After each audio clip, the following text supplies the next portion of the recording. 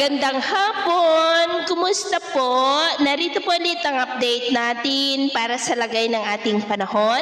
Ngayong hapon po ng December 21, 2024. Sa ngayon po ay iba't ibang weather system pa rin ang umiiral dito sa ating bansa.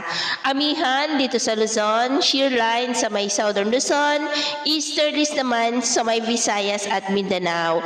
Habang ang NPA nating binabantayan, loob ng ating PAR ay nasa silangang baybayin po ng Southern Palawan at posible labas na po yan sa susunod na mga oras sa ating area of responsibility at magsasanib ang sirkulasyon nila ng isa pang LPA na nasa malapit po ngayon sa may Bintula, Malaysia at posible rin na maging bagyo ang mga yan.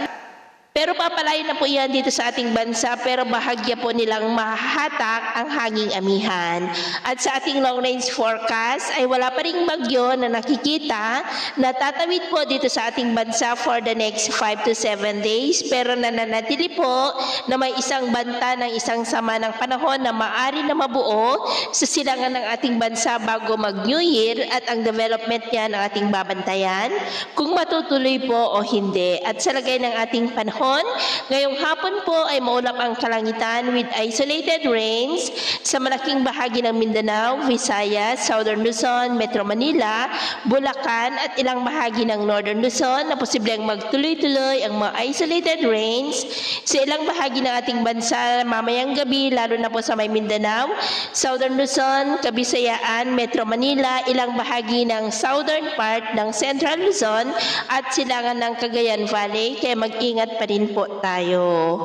Sa atin naman pong mga baybayin, maalon po sa seaboard ng kanluran ng Luzon, silangang baybayin ng ating bansa at sa mga baybayin ng Batanes, Babuyan Islands at Cagayan dahil ang mga alon dyan ay posible po na aabot hanggang sa 6 to 12 feet. Kaya hanggat maari po, ay iwasan na muna natin ang papalaot dyan sa mga may kulay pula para mas makaiwas sa mga sakunang pangkaragatan. So, ito po ang latest update natin sa araw na ito.